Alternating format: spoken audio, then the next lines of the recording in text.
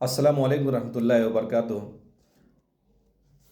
मेरे भाइयों, मोहतरम बुजुर्ग दोस्तों, मेरे दीनी भाइयों, मेरे अजीज साथियों, अल्लाह का बहुत बड़ा करम है, फजल है कि अल्लाह रब्बुल आलमीन ने हम लोगों को इंसान बनाया। इंसान बना करके इंसानों से भी बेहतर हम लोगों को जो है नेक इंसान बनाया और मोमिन बनाया। मोमिन बना करके इस दुनिया के अंदर में भेजा है।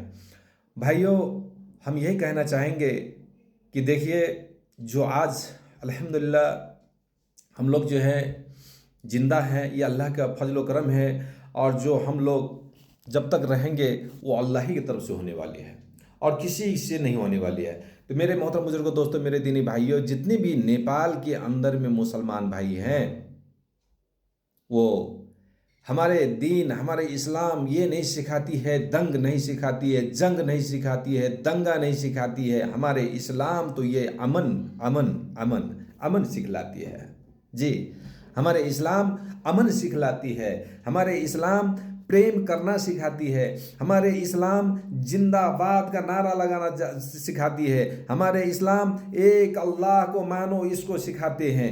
एक हमारे हमारे इस्लाम जिस देश में रहते हो उस देश का भला हो ये सिखलाते हैं। जिस देश में रहते हो उस देश का कानून को मानो ये सिखलाती है। हम जहाँ पर रहते हैं वहाँ पर जो वहाँ से इज्जत के साथ रहेंगे ये सिखलाती है। हम जहाँ पर हैं वहाँ पर पड़ोसियों को ख्याल करो ये सिखलाती है। हम जहाँ पर रहें उस ज़मीन पर 5 वक्त की नमाज अदा करें ये सिखलाती हैं। और जहाँ पर हैं उस जगह के अड़ोस पड़ोस में जितने भी है सबसे प्रेम करो ये सिखलाती है। और जहाँ पर हैं हम हमारे वजह से किसी को तकलीफ ना हो ये सिखलाती हैं। और हम जिस देश में है, जिस जिले में है, उस पूरे जिले को जो हम अपने जैसे बना ले, यानी कि हम सच्चे हैं, हम हक पे हैं, हम सच पे हैं, तो वैसा ही उनको भी बना दे। कोई गंदा है तो उसको संवार ले, उसको भी अच्छा बना दे। कोई अगर गंदगी में लिपटा हुआ है तो उसको नहला धुला के उसको सफ़ा कपड़ा पहना दे, उसको भी साफ करा दे। कोई खराब है तो उसको भी अच्छा हम बनवा दे। ये सिखलाती है हमारे इस्लाम, ये सिखलाती है हमारे इस्लाम, ये सिखलाती है। और अगर कोई शराबी है, कोई जुआरी है, कोई रंडीबाज है तो उसको भी पकड़ के उसको समझा के बुझा के और उनको भी हम जो है दीनदार बना दे ये सिखलाती है। और हमारे एक आपस में भाईचारा जो कैसे बन जावे और कैसे बने रहे ये सिखलाती है। हकीकत ईमान तवक्कुल तो अल्लाह, अल्लाह से हट करके और किसी पर ईमान न रखने की बात सिखलाती है कि यही है असल ईमान, यही है असल इस्लाम, असल इस्लाम। और मेरे मोहतरम बुजुर्ग दोस्तों, मेरे दीनी भाइयों, आप जो देख रहे हो जो दुनिया के अंदर में मुसलमान को शिकस्त बनाए जा रहे हैं, मुसलमानों पे हमलाए होते जा रहे हैं और मुसलमानों को मारे जा रहे हैं, सताए जा रहे हैं, ये हमारी और आपकी ही कमी है। क्योंकि हम लोगों ने जो है अल्लाह को भूल बैठे हैं। हम लोगों ने जो है अल्लाह के नबी सल्लल्लाहु अलैहि वसल्लम के तरीके पर चलना छोड़ दिए हैं, उनकी बातों को छोड़ दिए हैं। उनकी नबी जितने भी नबी आए उनकी याद करना छोड़ दिए हैं, उनको याद करना छोड़ दिए हैं। कमाने खाने पे लग गए हैं, हराम पानी पे लग गए हैं, जुआ खाने पे लग गए हैं, रंडेबाजी में लग गए हैं, शराब में लग गए हैं, हाँ गांजा में लग गए हैं, भांग का लत पड़ गया है। ये सब है हमारी असली जड़। और असली जड़ का करतूत तो एक दिन देखना ही पड़ेगा। तो यही है असल जड़। ये असल जड़ यही है कि इसको छोड़ो और जो अल्लाह का हुक्म है उसको अदा करो। जो अल्लाह का नबी का जो फरमान था, जो कह के गए हैं, उस पर हमको जो है फॉलो करो। और जितने भी अंबिया कराम आए उस पर फॉलो करो। जितने भी सहाबा हम लोगों को कुछ कहकर समझा कर गए हैं उस पे फॉलो करो। आज लोग को मुसलमानों को गद्दार समझा जा रहा है। क्यों समझा जा रहा है? आज मुसलमानों को जो है हकीर समझा जाता है। क्यों समझा जाता है? हमारी आपकी कमी की वजह से समझा जाता है, क्योंकि हम नबी के तरीके फॉलो नहीं कर रहे हैं, नबी के तरीके पर हम भूल चुके हैं। इस्लाम कभी भी ये जिहादी नहीं सिखाते। इस्लाम तो हमेशा हलाल के रास्ते सिखाते हैं।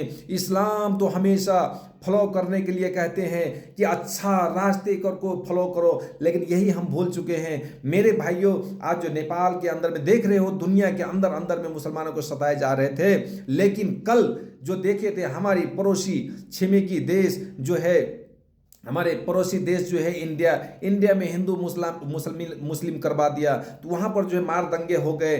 और मोदी जी जो है वहाँ पर करवाते हैं, और वही मोदी जी कहते हैं गाय मत खाओ, गाय मत खाओ, गाय मत खाओ। जब तक मोदी जी गाय काट करके बेच के जब तक जो है विदेश बेचेगा नहीं, बीफ को बेचेगा नहीं, तब तक उसको पेट नहीं भरेगा। मोदी, योगी और आदित्यनाथ योगी, इन लोग जो है एक लाइसेंस बनवाते हैं, एक जो है कटवाते हैं, एक जो है कंपनी खुलवाते हैं, और सारा का सारा माल जो है इंडिया से जो है सप्लाई करवाते हैं, और वही लोग ढोंग मचाते हैं।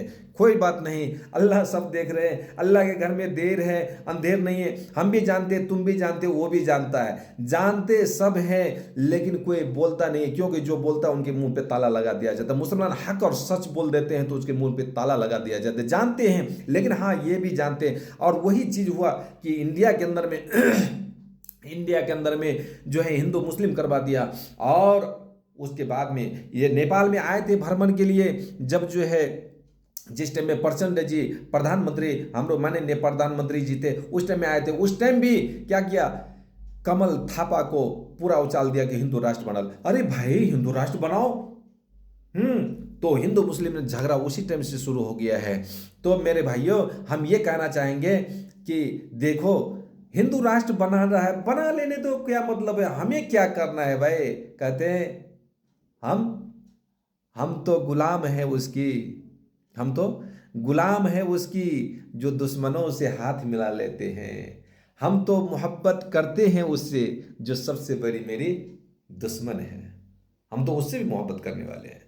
कर लेने दो, हिंदू राष्ट्र बना लेने दो। 200 बरस से ज्यादा हो गया मुसलमान यहाँ नेपाल के अंदर में, और हिंदू मुसलमान सिख ईसाई 4 जात 36 वर्ण के साथ हम जो है एक नेपाल के अंदर में बैठे हुए हैं। और नेपाल के अंदर में बैठ करके एक जो है फुलवारी, साझा फुलवारी बनाए बैठे हुए हैं। तो हम लोग जो है एक आपसी भाईचारा में मिल करके बैठे हुए हैं और रहेंगे। हाँ ये लोग कर रहे हैं, कर लेने दो, लेकिन इन लोग को समझ में नहीं आ रहा है। कोई बात नहीं, आ जाएगा। हम जो है छोड़ देंगे, हम छोड़ देंगे। बना लो तुम अपनी हिंदू राष्ट्र, हमको क्या करना है, हमको तो बस कमाना है, खाना है, जहाँ पर है हमारे बीवी बच्चे इज्जत से रहेंगे, रहने दो, और 5 वक्त की नमाज हमें जो है अदा करने दो। ये हमें चाहिए, और कुछ नहीं चाहिए। तुम ले लो सब कुछ। हम तो गरीब हैं, गरीब की तरह रह जाएंगे। हम फकीर हैं, फकीर की तरह रह जाएंगे। हमें कह के गया है ना, कह के गया है ना, दुनिया में कुछ भी नहीं है। दुनिया तो एक मच्छर की पर के बराबर भी नहीं है। दुनिया की संपत्ति एक पर मच्छर की पर के बराबर भी नहीं है। तो हाँ, हमें ये समझ में आ रहा है, लेकिन और को समझ में नहीं आ रहा है। कोई बात नहीं, मत आने दो। हमें तो कुछ नहीं लेना है। ये दुनिया से लेके जाना क्या है, न कोई लेके आया था, न कोई लेके आएगा, न लेके जाएगा, न लेके गया था, न लेके जाएगा। जैसे आए थे वैसे ही चले जाएंगे, पर यही रह जाएगा दुनिया के अंदर में। हाँ, तो मेरे भाइयों, मोहतरम बुजुर्गों, दोस्तों, मेरे दीनी भाइयों, हम ये कहना चाह रहे हैं कि दुनिया के अंदर में जब तक हो, जब तक इसमें हो, जब तक नेपाल के अंदर में हो, हमें कोई मतलब नहीं। हमें हिंदू धर्म, अरे हिंदू राष्ट्र बना रहा है तो उसमें हमें क्या कमी है, मना लेने दो।